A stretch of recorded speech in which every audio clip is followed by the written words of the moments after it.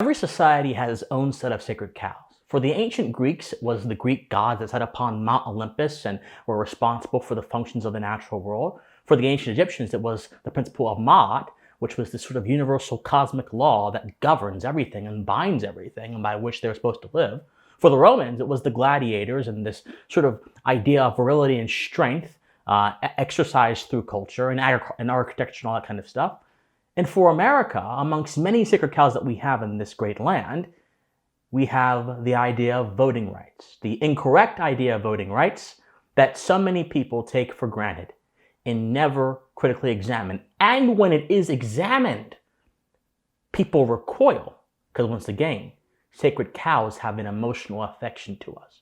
And there's no better example in recent times of this sacred cow showing itself and its supporters showing itself than when Vivek Ramaswamy, the president's candidate in 2023-4, announced that he wanted to raise the voting age to 25 in America on the condition that you either pass a civics test or you complete at least 6 months of service in the military or the police force or other kind of public service. I'll let him explain his idea to you right here. That is why today I'm announcing my support for a new amendment to the U.S. Constitution.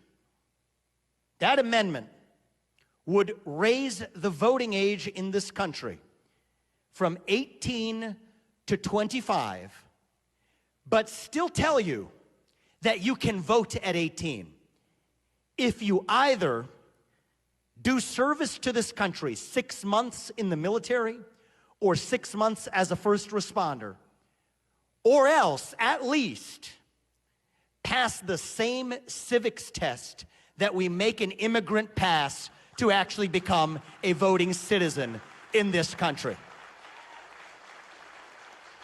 Now, of course, many of you could probably guess that this elicited a wide range of responses. In fact, I show you here on the screen all these different newspapers attacking him and saying that this is a wrong idea. Even conservative newspapers like Washington Examiner saying this is a bad idea, this is the wrong idea, this will alienate Gen Z voters. And the arguments proposed by critics of Ramaswamy's plan tend to go as follows. I actually list a few of them out. Number one, Ramaswamy disenfranchises young people by doing this. Number two, Ramaswamy does not win youth voters by doing this. And number three, this policy is an assault on democracy. Those are the three main arguments. There are perhaps more arguments, but those are the ones that I have seen in the mainline publications and the ones I have seen while scrolling on social media. Now, I can go in and tell you why each of those arguments are wrong, or I can do something more important. I can actually explain to all of you why the idea of voting rights is not correct. And then once I have destroyed that beast, tie that into why I think Ramaswamy's idea of how voting should be conducted is correct. So let me do that first before we get into the specifics. So, you have to ask ourselves something. If we're going to analyze the idea of voting rights, you must ask yourself something. What is a right? Most people cannot give you an answer on this. Someone would say it's something you're entitled to. Others would say that's something you deserve. Many people don't have moral clarity on this issue, which is a problem in America. In a country built upon the idea that the individual has rights, and these rights put a limitation on society and the government on their behavior, you should have people who understand what that is. So a right, my friends, in the current understanding that we have of it, in the classical understanding, and the understanding that shaped our country, is something that belongs to you, not merely a thing that is temporary, but something that literally belongs to you as a human being. This is the idea of natural rights. So let me go take you through a little bit of history here. The idea of rights has been developing ever since really the ancient era. In the medieval era, you had thinkers like Peter of Yen and Occam who developed this idea, harkening back to the natural law theories of Aquinas. Then you had the Stoics, who were also coming close to something like this idea. They had this idea that man was a social creature, that man was a creature also who should pursue virtue, that there are just certain things that cannot happen to man without actually attacking his ability to be a human, to be alive. Cicero actually was one of the first thinkers to mention this, that the principle of self-preservation was the prerequisite of all other behavior. So according to Cicero, self-preservation, this instinct that is integral to human beings, that was actually the most important thing, and it comes before everything else. It comes before society, it comes before everything else. Now, of course, this happens in the context of society, but self-preservation is the bedrock of society. Then you go to Francisco Suarez, who was a Spanish thinker, and he developed the idea of rights more concretely, and he also had this idea that there were just certain things that belong, certain properties that belong to human beings that could not be taken away. And he used the word, I'm going to have it on your screen here, ius, I-U-S. And all that means, it's a Latin word to mean something that actually belongs to you, something that necessarily belongs to you. Then Grotius, who is the father of modern Enlightenment natural law theory, he came along and he said, okay, here's what it means to have a right. And rights, properly understood, basically mean a few things. Number one, they are moral attributes. They are things that belong to you that you can use to demand a restriction on certain kinds of action. Rights are also things that belong to you that you must be kept in possession of, lest a moral crime happen. And rights are in the broader context of both society and the principle that actually found society, that founded society, and that is the principle of justice. And according to Grotius, which he said in Law of War and Peace, justice is this idea that there are certain things that you can demand, in strictness, so this means contracts, negotiations, and deals that you negotiated with someone and you guys agreed on, but also justice is the idea that there are things you have to keep that you need as a human being, and these things cannot be violated without something bad happening. Whereas if you go back through history, the idea of justice has meant many things. For some people, for Aristotle, for example, and Grotius criticizes Aristotle for this, justice meant something that you actually distribute. You actually give people certain resources.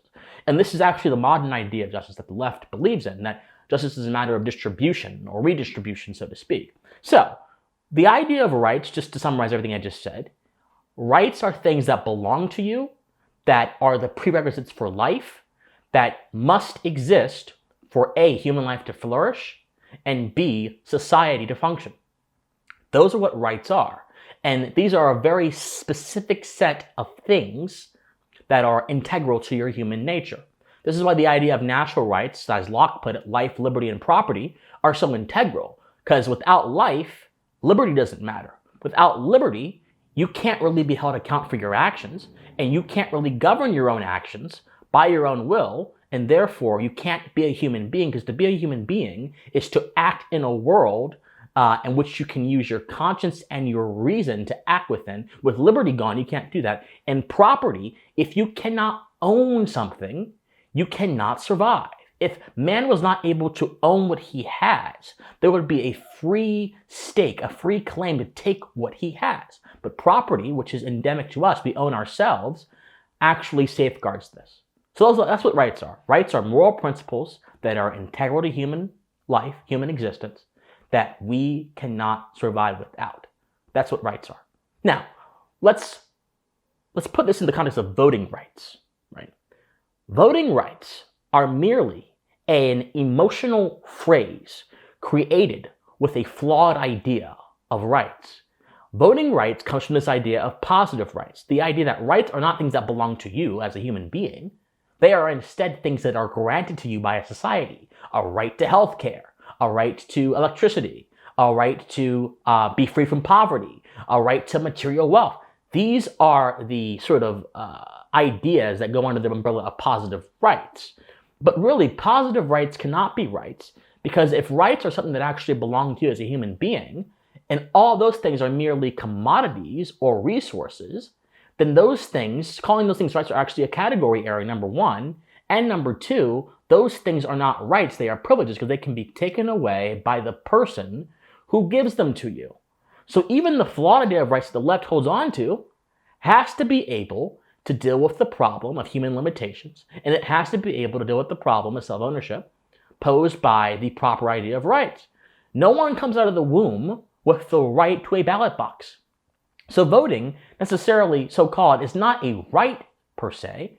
It is categorically a privilege. Now, many of you may balk at that and say, how dare you say that? That's not correct. And the reason why voting is associated with rights is because voting, the history of voting in America, is marked with so much emotional turmoil and social chaos that people have an affection towards the idea of voting, so much so that it prevents them from being able to see the concept for what it is. Be wary of illusions that take you away from the true nature of things, because those illusions will impair your understanding of important topics like voting. Many will point to the voting rights movement of the 1960s and say, well, if people back then were trying to vote, but the racists were trying to stop them from voting, therefore, voting is a right. No. Voting is a privilege. Even if bad people try to revoke the privilege that you so have, it doesn't make it a right. It's a privilege. No matter how much emotional significance you attach to the idea of voting, it is a privilege. Now, it's a privilege in the context of our constitutional system. You see, a constitutional republic is under a different moral framework and standard than this idea of a democracy. A democracy is a utilitarian hell.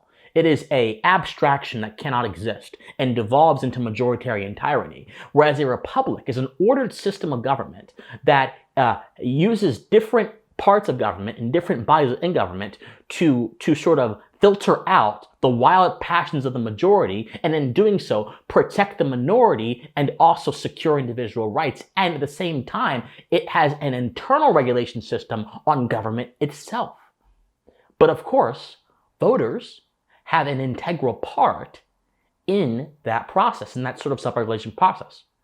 Because without voters, the republic cannot function in the way that it's meant to do, as a balancing system. Now here's the problem though. Voting is merely a process against the backdrop of a broader idea. Many people don't vote to preserve the political system we have in its proper form. What we have right now in America is not a proper political system. What we have right now is a system ran by the administrative state, ran by three-letter agencies who routinely usurp the consent of the government, who routinely usurp popular sovereignty, who routinely usurp the will of the acts of Congress, who routinely usurp the functions of the executive branch, and who instead insert their own understanding of the constitution of the government into that. Look at the Durham report. Look at the fact that the FBI did indeed collude with certain political interests to smear President Trump, and look at the history of the FBI, the history of the CIA, running propaganda campaigns to convince the masses of things that actually don't exist, and that also influences public opinion, and that also influences the direction of the country. Like, there is a system in this country that literally manipulates every level of society to its own ends. And that used to be called a conspiracy theory, but we actually know for a fact it's true. And it needs to change. Which is why I support Vivek, because Vivek is saying we got to shut these things down. So, but if people don't understand the first principles of a nation, how can they vote to preserve the nation? Understand this. If you are to drive a car, but you don't understand how to drive, how can you operate a car well? There is a function of a car, and there is a way to activate that function of a car. Now, think of a nation. America is built upon certain bedrock first principles that we see people disregarding every single day. And we see people voting for ideas, policies, and candidates that are contrary to these bedrock foundational principles of natural law, individualism, objective truth. How can the function of a process go against the process? Voting is a function of the process of popular sovereignty. But those who vote against American ideas actively go against America. Hence, it is important, as Vivek said, to have that civics requirement, to have a baseline knowledge of what you're going to vote for in order to vote and vote correctly. This is why I think Vivek's policy proposal is 100% warranted and 100% correct. Because Gen Z, according to Pew Research, overwhelmingly believes in leftist ideals that subvert the foundational ideas of America. And in doing so, every time they vote for candidates who also wish to subvert these fundamental ideas of America. And in doing so, destroy the republic. educating people on what it means to be an American, which is not merely a statistical category given to you by the Census Bureau, but it is instead a statement of philosophical and moral values. Educating people on what that actually means enriches the republic and ensures that government functions how it's supposed to. Now, of course, there are people who can take the test just to take it and get the requirement out of the way and not care whatsoever. The test is not magical. None of this is magical. But all this is an attempt to preserve what we have, the little bit of what we have left in this country. Jefferson said that a society, he would rather have a society of newspapers without government. And Jefferson is interesting because Jefferson didn't like the partisan press whatsoever. But he said, I'd rather have a society of newspapers without government than government without newspapers. Jefferson believed that the enlightened society would be able to maintain civilization. But right now, we don't have an enlightened society. We have a society where people go on college campuses and they get punched out for being conservative. We have a society where people in corporate boardrooms are being taught that capitalism is racist and they are racist if they're white. We have a society where up is down and down is up. We have a society where children can be transitioned and mutilated with surgery at an early age because they feel a certain way and their parents go ahead with it. We have a society where children can be paraded in front of men doing sexual exhibitionist practices, which in any other context is immoral and flat out wrong. We have a society where our moral education has declined so much so that you're seeing the consequences of that happen in everyday life. And if all of that is going downhill, if we've lost our proper sense of ethics and enlightenment, then it makes sense that our political system would follow, and it has followed. It continues to follow. We have a government where the president has no problem attempting to force Americans to take a vaccine. That's what Joe Biden tried to do. We have a government where the president has no problem using sanctions as a means of disrupting Americans' buying habit and destroying the global economy in the name of a conflict that has nothing to do with America, in the name of benevolence.